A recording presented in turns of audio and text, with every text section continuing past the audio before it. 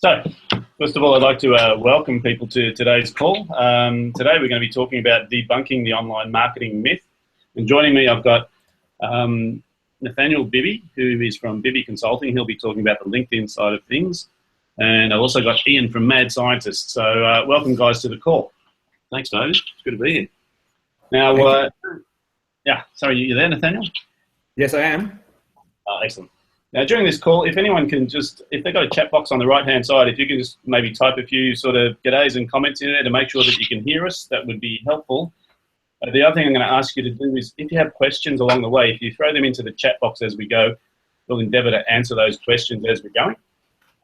But before we sort of do answer those questions, we're going to try and get through as much as we possibly can. So I suppose today's really a preview, because I know in about a week's time we're running a workshop, which is going to be an afternoon workshop that actually is a roll your sleeves up, get involved, and really help people understand this online marketing myth. So we talk about the online marketing myth and what is it? I suppose the reason we actually put this group together was a lot of people get confused about what's going on in the online world. There's so many more channels that are coming up. And how do we manage these, and how do we actually use old school business strategies when it comes to this online marketing space? So I've asked the two guys to join us on the call today to answer some questions, give us some idea as to where to start, and also just really start to demystify what's really going on out there. But even before we get into that, I just wanted to start by just talking a bit about what I'm going to cover on the day. So look, social selling is a very interesting term that's come about. You know, we've always been in sales in business, but when we talk about social selling, it's about how do I get those people that are looking at me on my social networks, that are looking at me online, to actually engage, because I think that's one of the biggest sort of challenges most people have. So when we do our workshop, we're going to be talking about this, and I'm going to go through it today just to give people that sort of understanding of the 5 steps to converting leads. So look, the first message, and I think most people get this, is the average number of marketing messages we're exposed to. If you go back 20 years or so, in 1992, the average person would have seen 2,000 marketing messages a day. You know, go 1993, it already jumped to 3,000. 2016, the average person is exposed to a minimum of 20,000 marketing messages a day. So it's no wonder that our marketing becomes ineffective, because people start to shut down. We've all experienced this. You know, you put an ad up online or you shoot an email out and you get almost zero response. Why? Because people have just got too much stuff coming at them. So when we talk about demystifying the online marketing myth, and I know both of you have already talked about this, we're going to touch on how do you approach a market that is saturated with messages. And the old school advertising techniques, I think, are pretty much gone. So one of the contrasts we're going to talk about is old marketing versus new marketing. So in the old world, if you learnt marketing, there was the 4 Ps, you know, product, price, place, and promotion, which meant you had to have the right product at the right price in the right place, and you need to advertise like crazy. The thing that's changed and most significant to me is new marketing is more about engagement from day dot. The thing the internet has done is allowed us to be interactive with people even before we communicate with them verbally, or before they walk into our shop, or before they even know what our product is. So customer service and marketing are now become synonymous. So new marketing, it's the 4 Cs we talk about, which is content. You know, what information can you give people up front? Context, how do I get it there in a timely manner? Connection, how do I make people feel like I'm talking to them specifically? And the last one is community, because people can now check out everything about me, who I talk to, what my clients are, what my rankings are online, what my ratings are in reviews. So we're changing the mindset about being information rich versus being just sales pitch rich. And that's really what we're going to be covering in today's webinar, but also more in depth when we come to the workshop.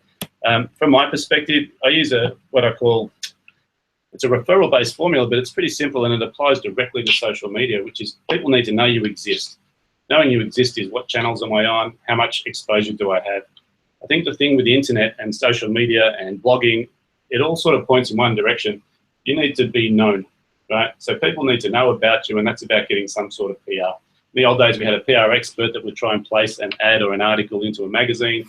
These days, you can blog to your heart's content and you can contact the world. So getting people to know who you are is the first step. The second thing that sounds pretty obvious is people have to start to like you. And liking you is about making sure that what your information that or your message that you're getting out there is relevant to them. So they're saying, I see value in following Ian, or I see value in following Nathaniel. The next thing is trust, and this is a pretty big one. Trust online is a bit scary because isn't it true? Most people, they get online, it's full of scams. You know, all I see is a website. I don't know who's behind the website. I don't know if a testimonial is real. I don't know if a review is real. So the trust thing has to be built, and the way we build trust is by just building a relationship over time. Now, the two guys that we've got here today are going to talk at length about this, but really I'm just giving the model that I would use in a traditional business to actually engage customers.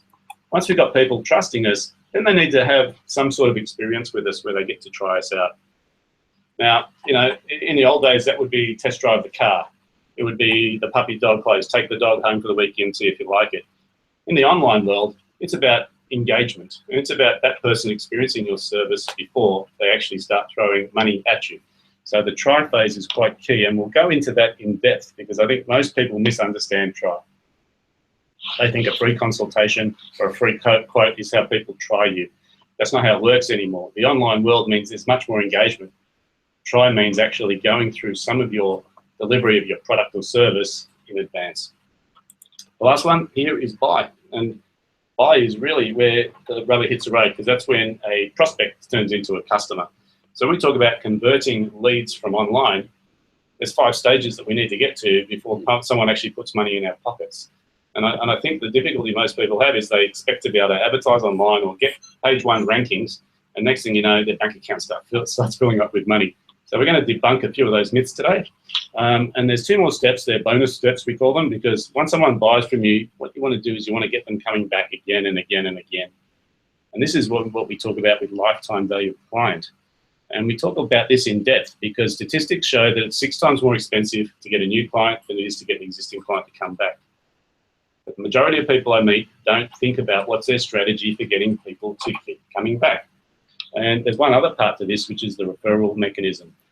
And the thing that excites me about online is referrals are built into the system, all right?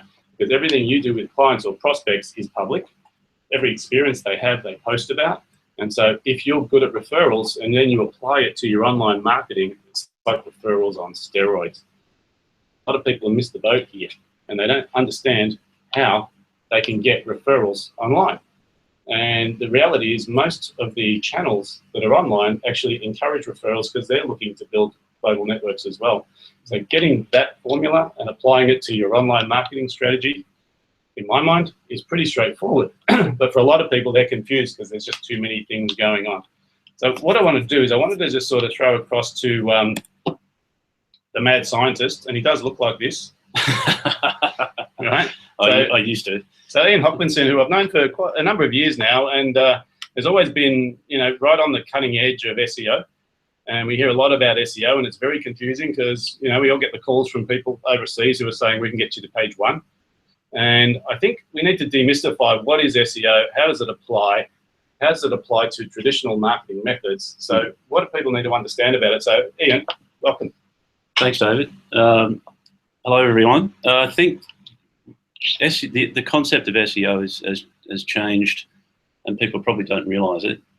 It very much was siloed, so it was very much on its own as a marketing activity. Yeah. And it's in many ways not even actually factored in as a marketing activity. It's sort of more like a maintenance website type activity and wasn't appreciated as something that is an essential part of your marketing. And as you were saying before, David, really everybody can see what you're up to now.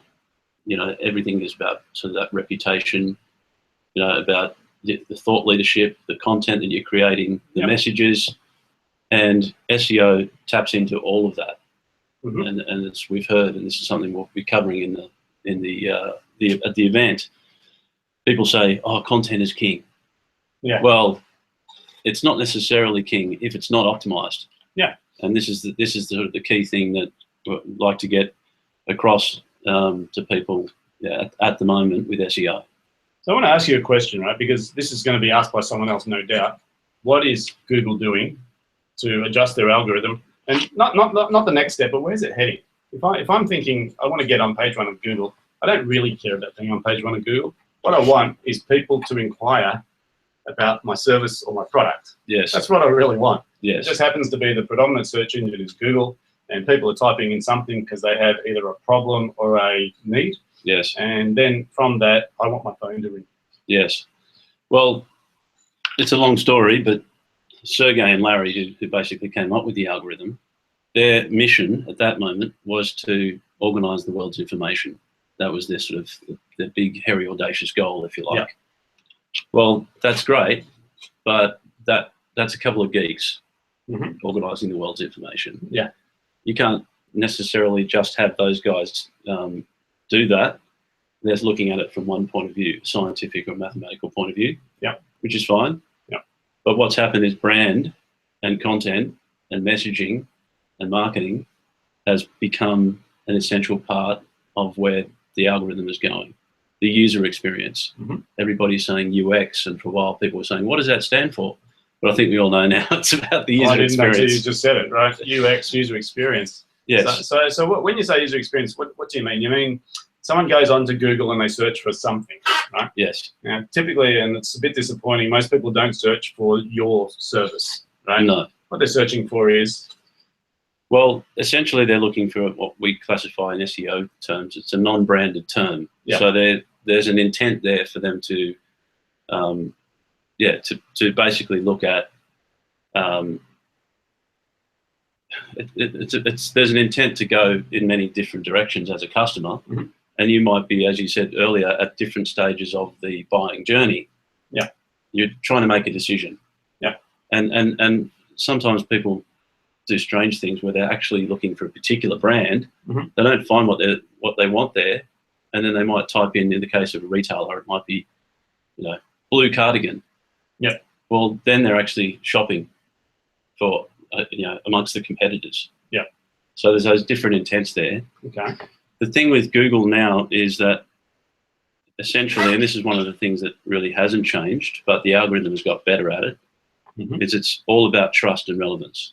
Without trust and relevance, which is what you also mentioned in your social selling, then there is really no point to the search engine. Yeah. If you don't trust the result and the page that you hit on, and it's not relevant, then the search engine is not doing its job. Yeah. And so the branding sort of direction is about, well, when you do get them there, do they like the experience they're having? Do they want to stay? Do they want to go somewhere else? And so Google is also looking at your Google Analytics. Right. Okay. So that's why they encourage everybody to have the analytics on their website.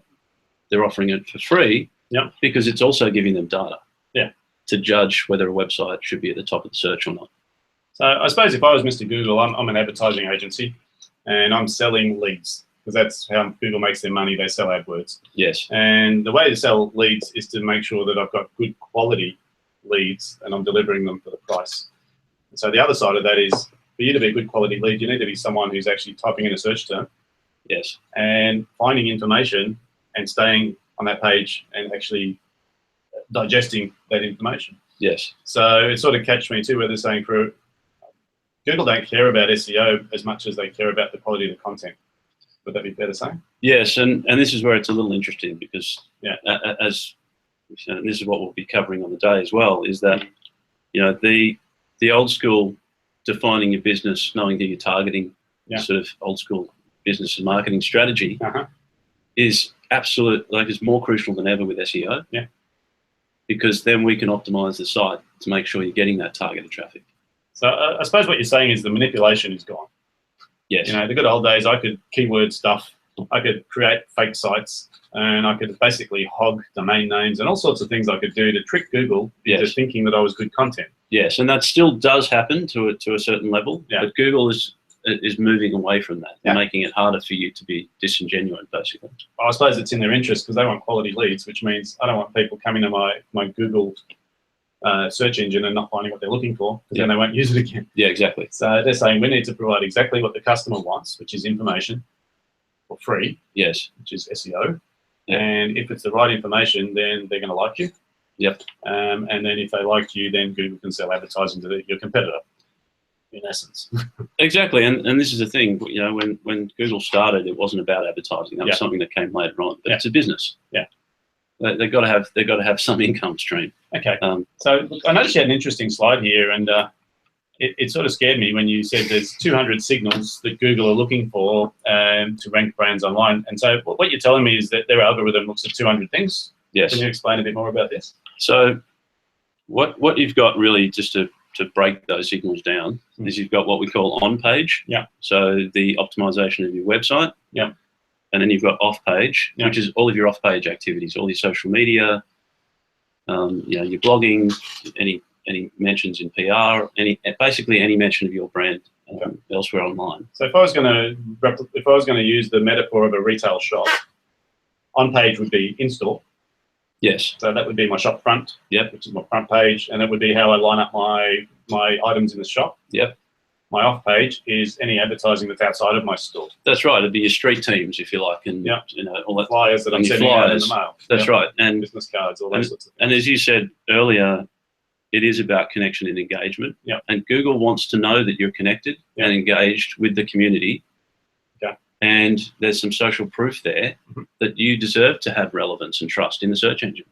Right. So when you start talking about this and sort of unraveling it, it's very logical, really. Yeah. If any of us were working at Google, I don't think we could disagree with how they're trying to categorize businesses and give them appropriate kudos. I think the confusion is the terminology. Because when you talk about on page and off page and white hat and grey hat and black hat, these are all new terms. Yes. Yeah. And really what you're saying is in store, which is, if I own a retail shop, I get that. That's my merchandising. Yeah. Out of store is anything that's a brochure, a flyer, or communication with someone outside. So if we go back to old school methods and apply it to the new world, it's as valid as ever. And if anything, we can second guess what Google's going to do. You can, if you know what you're looking for. Yeah. And actually, there's a lot of the practicalities of how we do SEO and how we optimize sites. Yeah. A lot of it really hasn't changed. There's a core set of things that we do as an SEO company that we advise our clients to do that have been relevant since day dot. It's the new stuff, and I guess it's anticipating Google's logic, if you like, is where it comes in, where you do need someone who's immersed in this every day and testing Google. Yeah. And so with the 200 signals, I suppose that's where you come in and you say, well, we'll translate that into what you need to do. Yes. Because I want you to get some specific tips for the guys today on, where would they start with all this? Because, I'm sort of the opinion of everyone else. SEO is a black art. Yes. I pay someone to do it and I get a result. Yep. But there's things I need to do, because if you're saying there's in-store and then there's out-of-store stuff, surely then I should be quite heavily involved in that. Yeah, absolutely. Well, the first thing you got to do, and we don't necessarily put our foot down and say this is compulsory for every client. We highly recommend it. Yeah. Understand your business. Who are you targeting? That's a question that. Get out. I know. I mean, it's unbelievable because I think a lot of digital marketers just get in, start doing similar to what clients are already doing. Yeah. Oh, just slap up a Facebook page, Twitter, LinkedIn. No strategy at all. Let's just experiment. Well, if somebody can understand your business, who knows this stuff and works on it every day, they can step you through the appropriate platforms and the strategy for each of those platforms and save you a hell of a lot of time and money.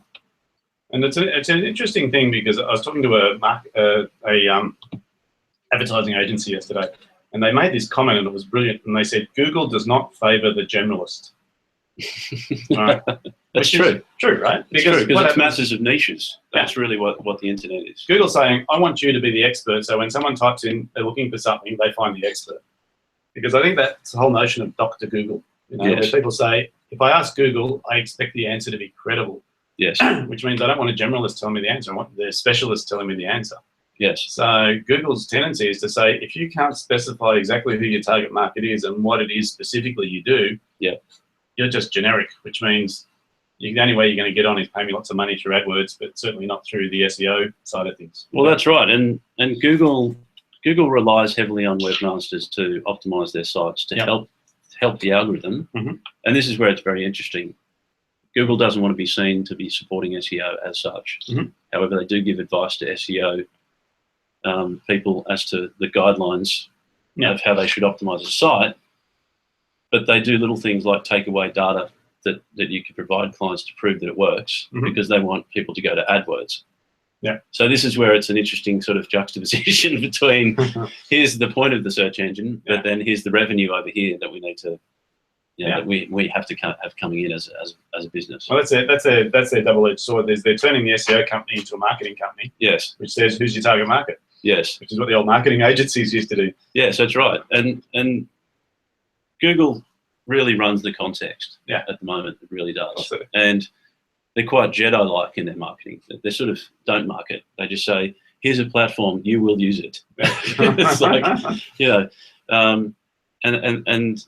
and they've never been more like that than they are at the moment.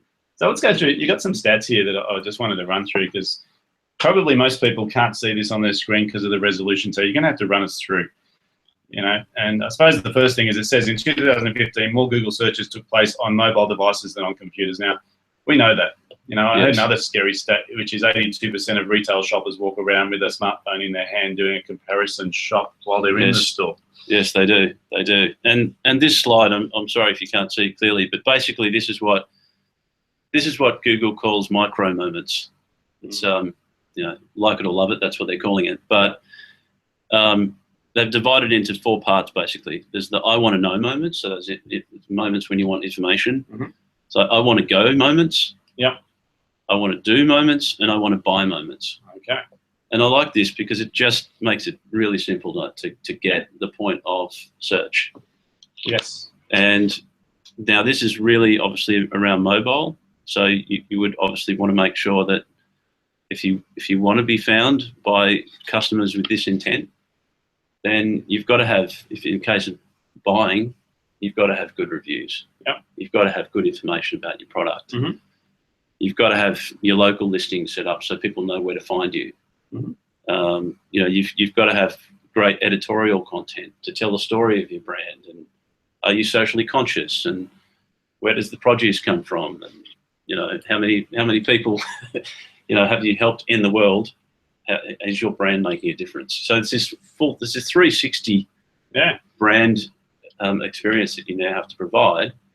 So the upside is they're forcing everyone's hand, aren't they? They're saying, well, you need to define yourself and you need to prove yourself, and you're on public record. We'll help you. Yes. As long as you do what you're supposed to be doing anyway. Exactly. So you've divided into 4 areas here now, just so that I can't read the stats. Now, this is actually from a site that is a Google site. It's called Think. Think Google, or Thinking Google, I think. So it's worth having a look at, actually, because it's got a lot of great case studies. Of course, it's Jedi-like in that it sort of sells you AdWords a bit. It's like it's explaining the customer intent, but of course the underlying thing is AdWords. But isn't AdWords like the quick fix? I want to be on page 1 of Google. Pay me. It is, and then be there in 3 seconds. It is, and this I'll call it paraphernalia came out. Shortly after Google added another slot to the top of the AdWords. So you've got 4 AdWords slots at the top. Before they get to the organic listings. Which is pushing organic listings out. Pushing organic listings out, but that's okay, because there's certain businesses that you would search for that if they are actually advertising, they seem desperate. And you're one of them, actually. Business coach. If you're looking for a business coach, you don't look at the ads at the top. I've asked this of a lot of people, and they trust those first couple of organic results. And you're actually number 2 at the moment for business coach. Thank you. So what's this 65% and 66%? So this is basically the 65% of online consumers look up more information online now versus a few years ago. That's pretty huge. And then we've got, so this is the I want to know moments, the blue on the left. And 66% of smartphone users turn to their phones to look up something they saw in a TV commercial. So here's sort of some of the old school branding and marketing that's still working, but feeding into the online. And that's something that's got to be acknowledged as well. There's a lot of digital marketers that will get up and say, oh, the old school, that doesn't work anymore. No, it's just slightly reinvented, it's slightly changed, and online has done that. It's convenience, isn't it? Because everyone walks around with this thing sort of plastered to their hand, which is their connection to the universe. And they're looking for prompters. So they hear something on the radio, they see something on TV. They want to be able to get a connection to that, so the interactive side. Yeah, absolutely. And some people call it above the line marketing. It does actually still work. Just the way it works is different. It's just the way it works. But what I've found with some of the clients we work with, or have started to work with and come in halfway through a campaign, is the old school stuff they don't know. They don't know, actually haven't defined their business and who they're targeting. So they blame, this is another thing that we'll be getting across on the day as well, is they tend to blame digital marketing or the platforms. It's like, oh, it's LinkedIn's fault, or it's Twitter's fault, or it's Facebook's fault. It's like, well, no, it's the message. It's the definition that wasn't right in the first place. And this is the truth, because I know a lot of times, and you and Nathaniel have actually come to do the same thing, saying we can put someone in a premium position from an advertising point of view, so they can be searched on, they can be found in LinkedIn. And the problem is, once the engagement begins, they're really very thin on the ground as to how to treat a general inquiry, which is just an information-seeking inquiry. Because they're used to, if my phone rings, it's someone with high buyer intent. So breaking it down to these 4 areas is very interesting, because in the old days, actually, most people only want the green one. I want to buy moments. They want a client that says, I'm ready to buy, I've got my checkbook, can you deliver? And it's a bit naive to think that most of my inquiries are going to be that. So the hardest ones are the first ones, where it's, I want to know, educate me. Exactly. Because educating you costs me money. Exactly. And that's where content is key. Because you start to build yourselves as thought leaders in the space. You start to sort of run the context of the conversation. And you earn trust that way. Great. So look, I suppose we're touching on a big can of worms here.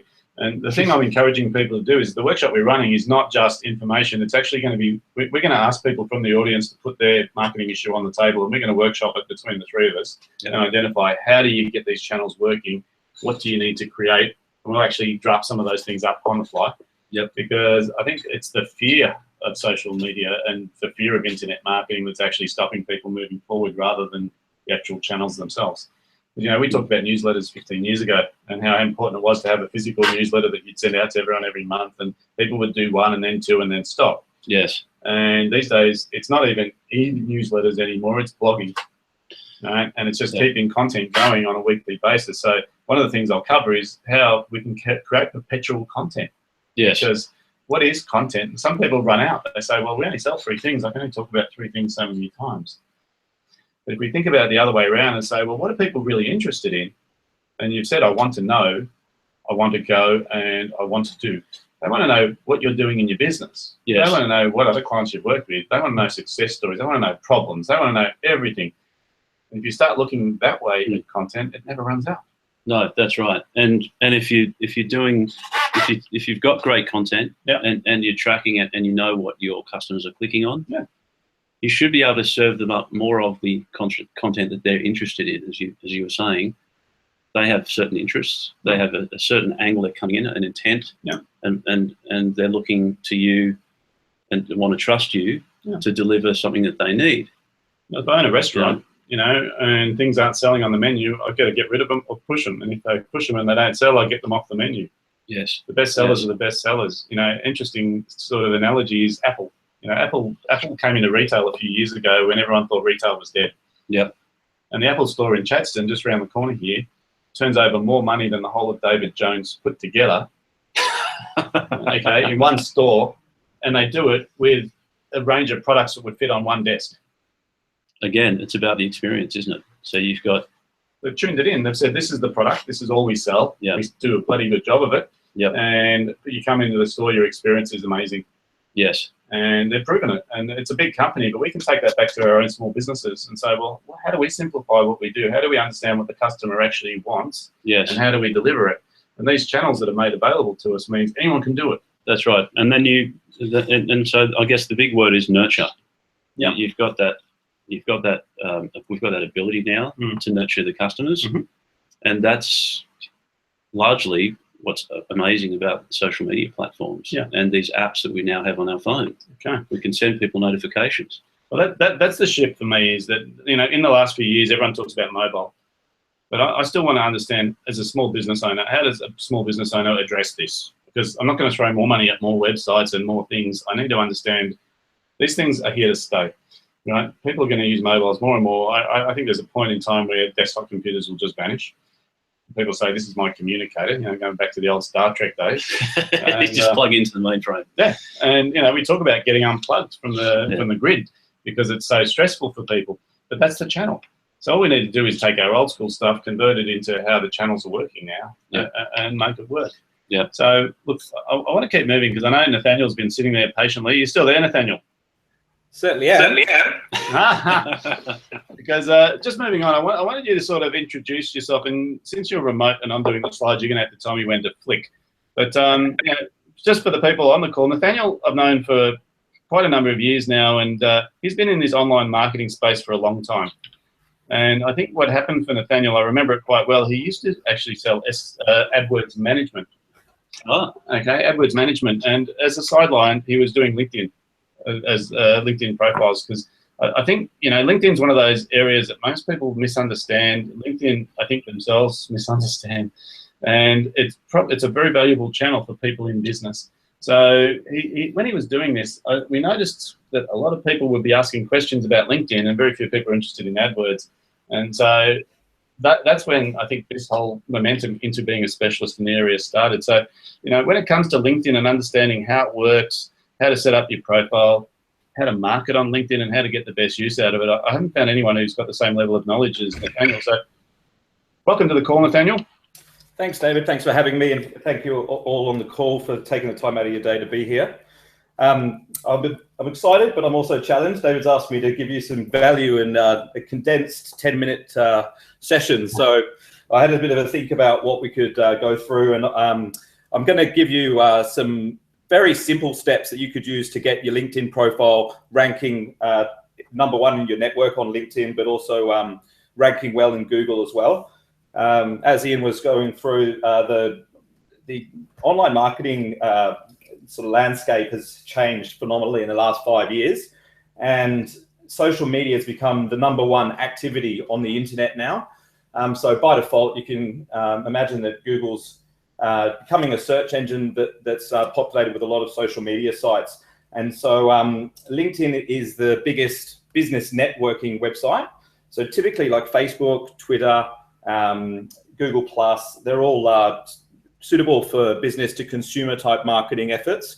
Whereas LinkedIn is business to business and an easy way to get in front of professionals. And the great thing about it is the people that are on there who are your target market are there to do business. So you can generally get, you know, quite a straight response and be quite direct. So when you actually end up having a conversation with the prospect, you're further down the sales cycle, which is really exciting. We'll just flick on to the next slide if you like, David. Yeah. Okay, I'm going to give you the very fast track version. And David touched on my background, but I've done really everything in digital marketing. When I started 12, 13 years ago, I was doing some SEO tactics that if you use today, you probably wouldn't do too well on Google. The algorithms changed a lot. Then I moved into Google advertising. I've built high conversion websites. I've done telemarketing, a lot of sales coaching, content marketing. And LinkedIn was what I was using to generate my leads about 4 or 5 years ago to grow a digital agency. And when you find something that's very effective, it doesn't take long before people start asking you to show them how to do it. And what I found was I was training people around the country for the Australia Digital Marketing Institute and how to use LinkedIn.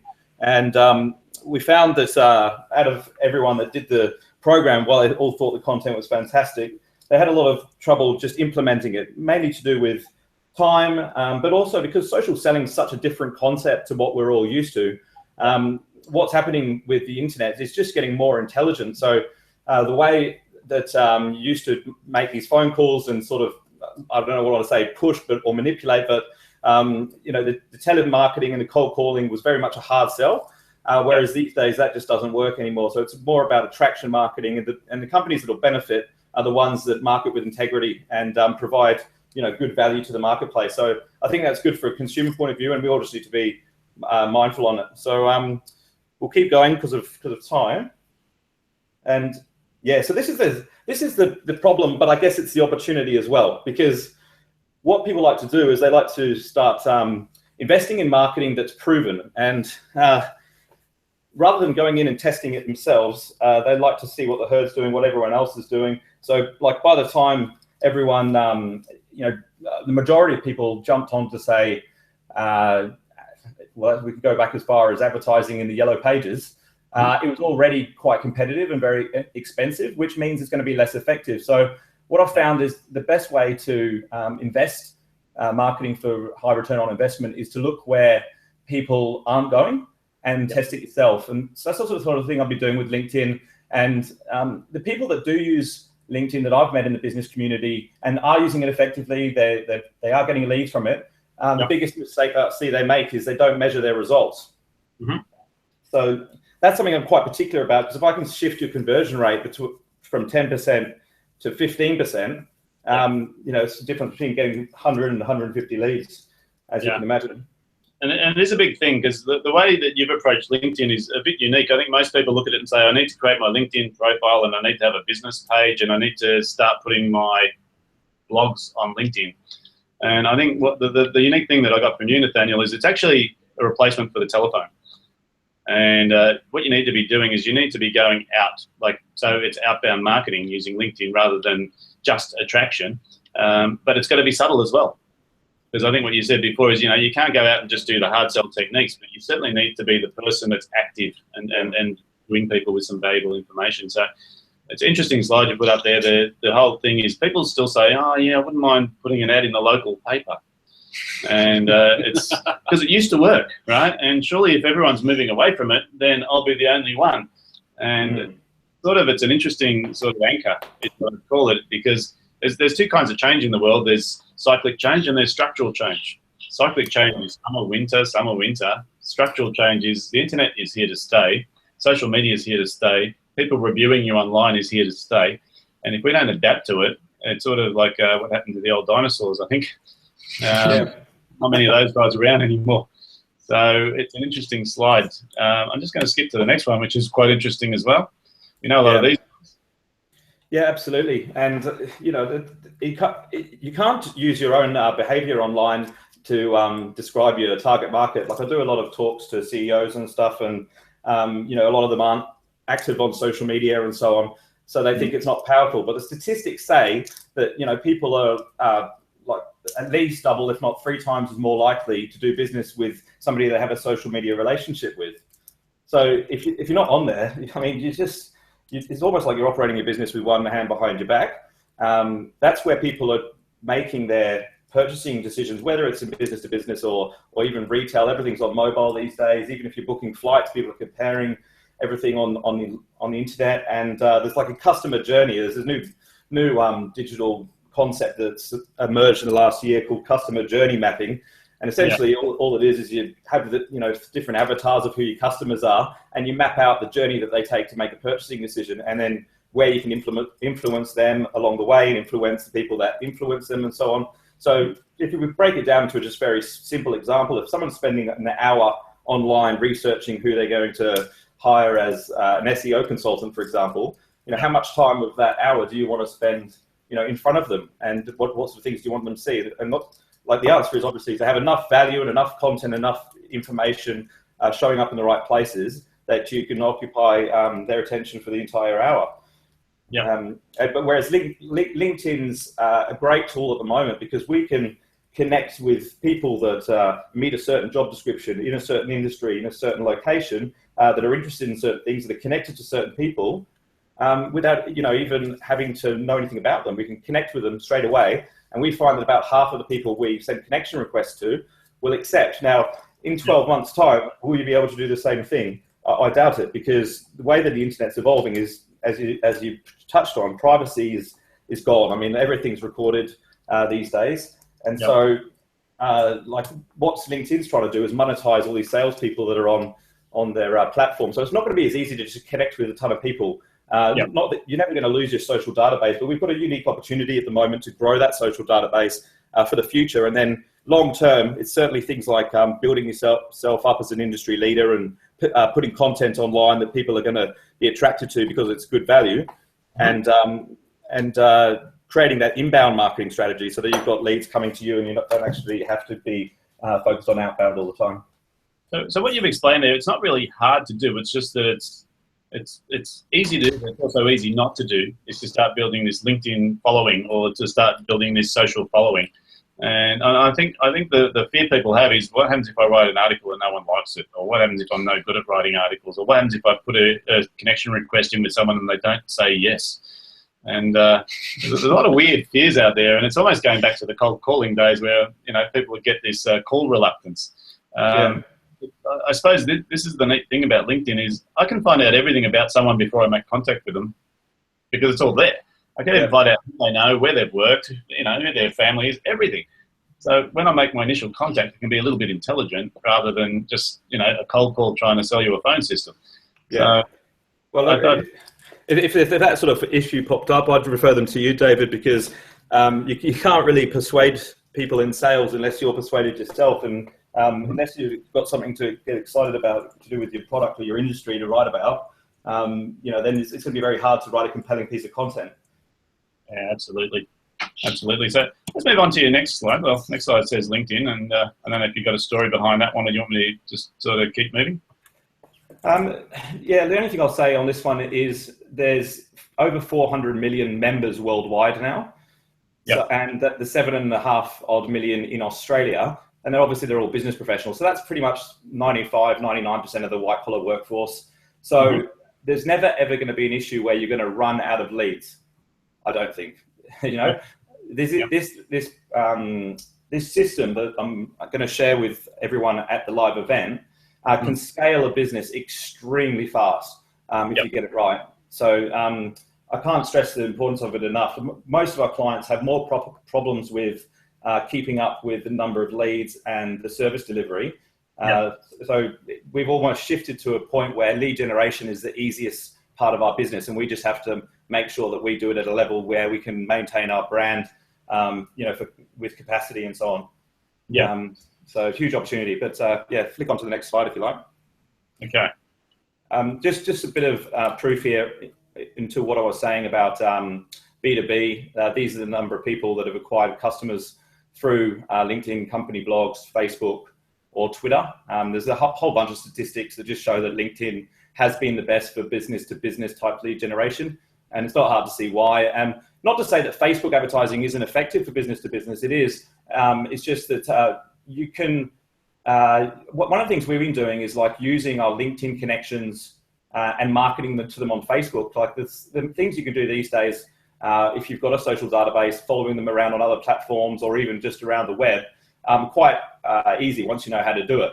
So again, I'll go into more detail on that on the live event. I don't want to take up too much time. I know everyone's busy. I could talk for hours, but there's definitely this is the results. This is where I'll be focusing my energy if you're looking for a return on investment immediately. Right. So let's go. Let's keep going. Google searches account for 40% of profile views. Yeah. So a lot of people say, well, why should I optimize my LinkedIn profile?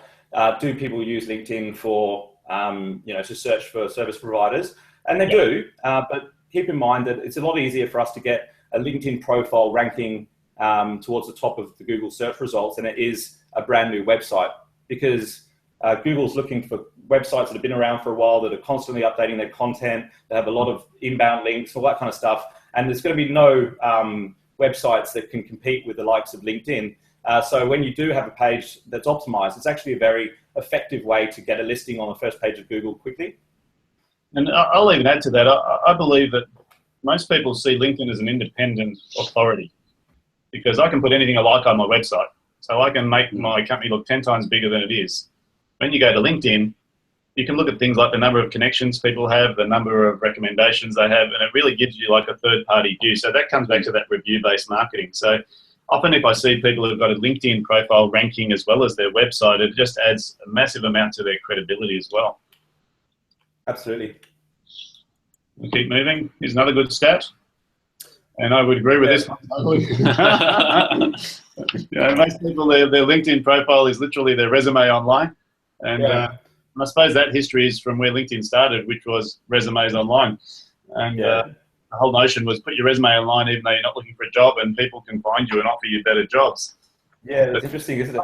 There's all these companies out there with their staff with their websites, so their CVs visible on LinkedIn when they could be using it to market their brand and promote products. Like if you're if you're on, if you've got like account manager or business development manager as your job title, it's no wonder you're going to get a lot of people contacting you, offering you jobs or trying to sell you stuff, because your customers aren't going to be looking for that kind of job title. So we try to structure LinkedIn profiles so that they have things in there which connect and engage, your target market. And so we go through a similar process to what you would do in Google search engine marketing or search engine optimization. Choose the right keywords. Obviously, there's a few subtle differences. For example, whereas you might look for accounting services Melbourne on Google, on LinkedIn it would be accountant. So we're looking for individuals as opposed to a particular service, and looking who's within our sphere of influence, who we already connected to, that has a bit of social proof that might be a good way to have a conversation to start that process. And it's an interesting point you made about the fact that all of my employees probably have a LinkedIn profile, and I probably have very little influence as to how their profile is presented. Where, in effect, if they're currently employed by me, that is marketing my business as well. Correct. So I think it sort of needs to almost be part of a policy. Yes, it does. Where your employees have to represent you in a certain way online, rather than just a resume that says all the places I worked and what grades I got in my, in my BCE. We need to start thinking in terms of, well, that's actually a marketing channel for you and the company you represent. So it's a really good idea. Just to keep moving, you did promise that you're going to teach people in 15 minutes how to get top Google rankings. You have 10. So. Oh, okay, I could teach it in quicker than 15. It'll take 15 to implement it. So, tell us a bit about this. This is a very interesting image, but it explains LinkedIn in a nutshell. Okay, so the number one way to get more visibility on LinkedIn is simply to get more connections. Obviously, you should get people that are in your target market. I'm not saying you should connect with everyone, but if you ever do a search on LinkedIn, you'll notice the first people you see are your first degree connections. And the second people that you see are your second connections, and so on. So it's all about your network, and the value is not in the first connections. People say to me all the time, "Oh, I've got 10,000 connections. What do I need your help for?" And I say, "Well, how much money are you making from them? How much of your business comes from LinkedIn?" And the answer is not many. And the value is in your second degree connections, because this is like visibility over everyone and their referral capabilities. So if you're going to see a existing client who's been dealing with you for 5-10 years, in the old days you might have said, "Hey, you've been dealing with us a long time. We'd like to build our business on referrals. Can you think of anyone that might be suitable to engage our services?" These days, you can have a look at their LinkedIn profile, see who they're connected with, hand-pick 5 or 6 people that you think would be perfect, and bring the names along with you to the meeting and say, "Hey, would you mind introducing me to these people?" And essentially, you're doing the same thing even if you contact the second-degree connections directly, because there's an implied reference there that you've got someone in common that you both know. That's really important, because we touched on referrals before at the start of the presentation, and what you've just described is I've got infinite referrals, or an infinite referral channel through LinkedIn. I don't even have to ask you who you know, because I can see who you know. Yeah, people often say, "Oh, LinkedIn's a scattergun approach," but this is one of the most targeted referral-based systems that I can think of, because we're not messaging just anyone that's on the platform. It's all within the sphere of people that we already know. So you can imagine that if you've got 10 people that you're connected with as first connections on LinkedIn, then you may get visibility of 500 or so second connections. And imagine if that number of first connection is 10,000. Literally got 500,000 people that you can prospect and market to, and they all have a reference that you've got someone in common that they're connected with as well. And the advantage is, like, a lot of these prospects that we're targeting, they don't know how to use LinkedIn as effectively as you might do. So they may not have like as many connections, and when they see messages or content come from you, it's probably one of the most prominent things that they're going to be receiving. So it's still a very rare form of marketing. So you can gain a competitive edge really fast to just leave your competitors in the dark. Yeah, fantastic. So here we go. You got your 4 steps here. I hope people got their pens ready, because I wouldn't mind getting my LinkedIn profile ranked at number 1. Okay, so there's 22 in total, but these are the top 4. If you do these, they should get you to ranking number 1. So first of all, customize your URL. So when you sign up on LinkedIn, you get a web address, something like linkedin.com/in/1az, etc., etc., etc. It's just a bunch of jargon, whereas you can customize it so that it has your first and last name.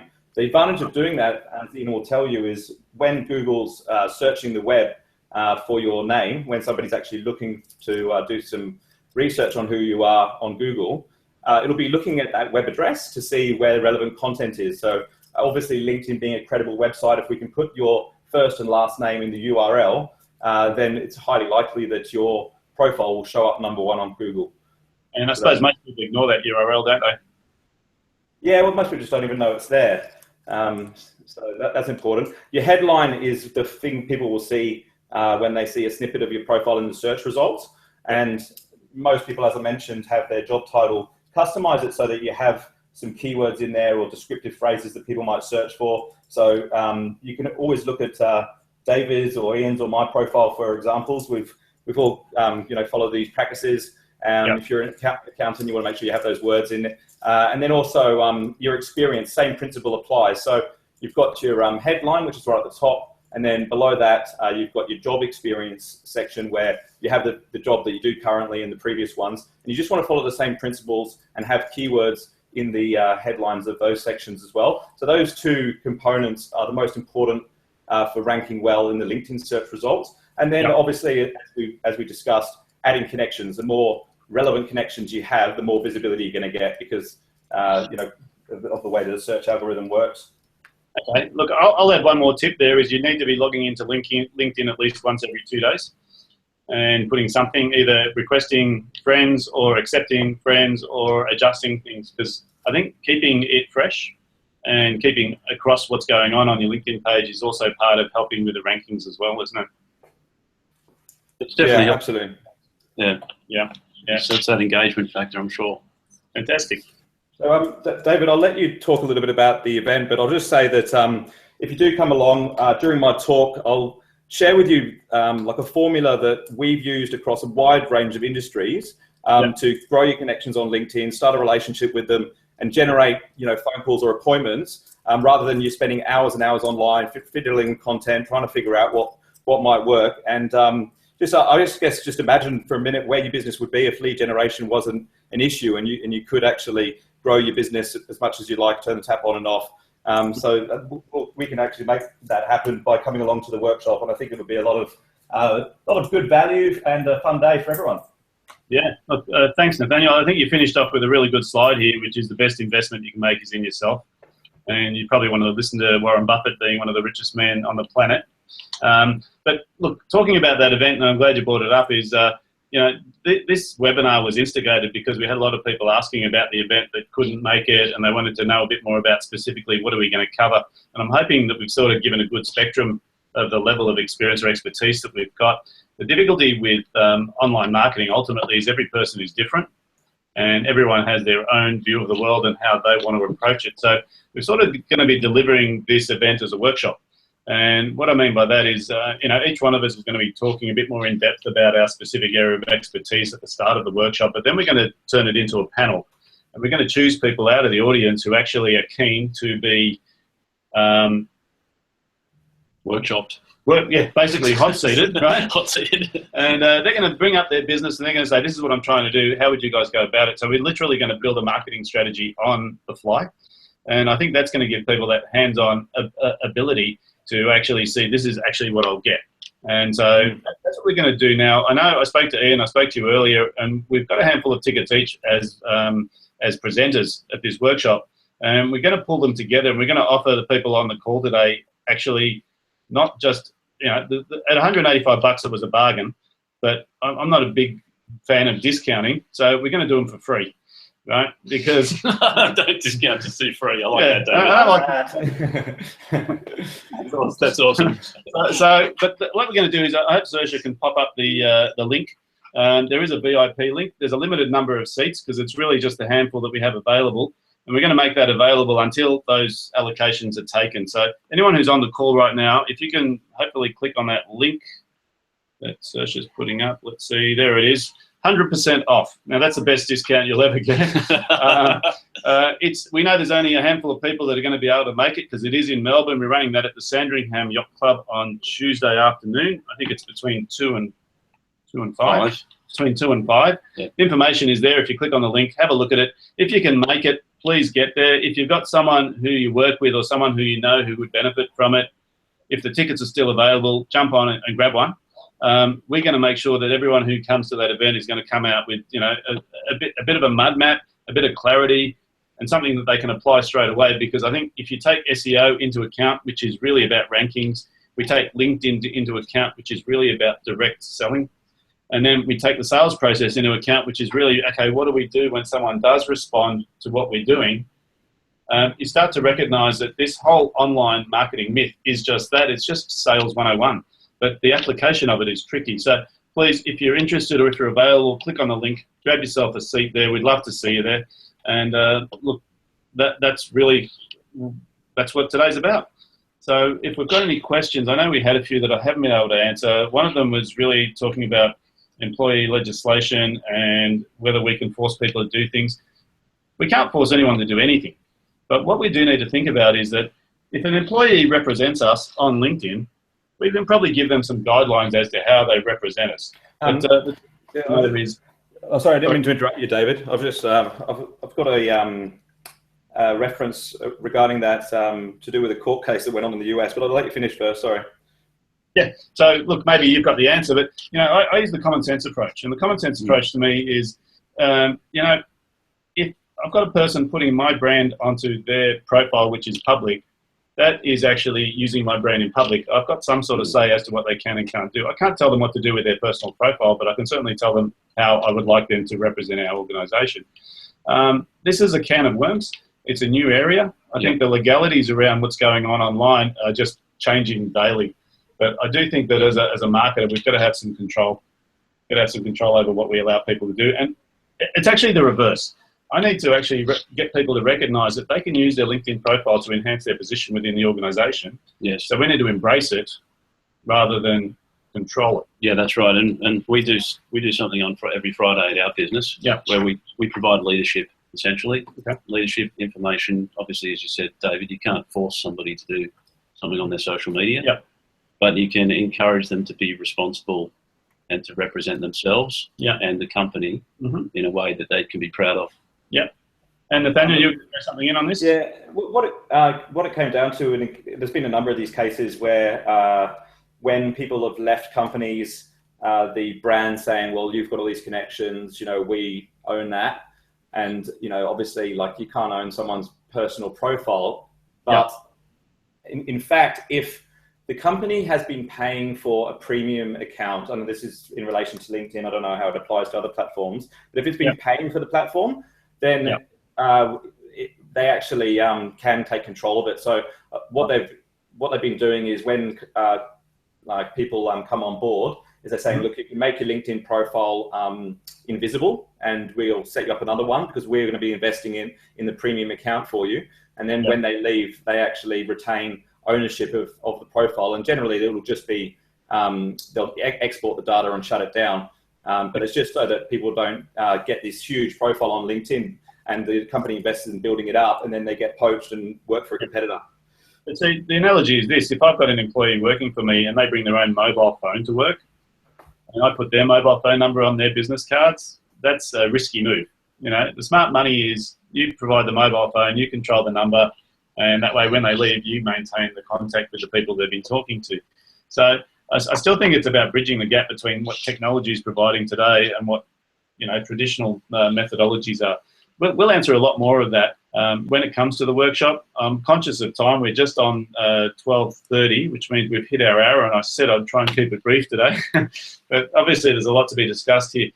I'd like to, first of all, Nathaniel, thanks very much for your time and for dialing in on this call. It's been pretty valuable, so I'd like to thank you for that. Yeah, thanks for having me. I really enjoyed it.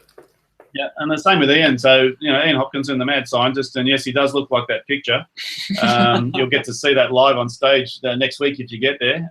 Look, thanks for your time, Ian, and for your insight. Thanks, David. Thanks, Nathaniel. It's great. Yeah, and for the guys on the call, we'd love to see you next week. And if we can't, hopefully we'll catch you in the future. Thanks again. Cheers, guys. Cheers, bye.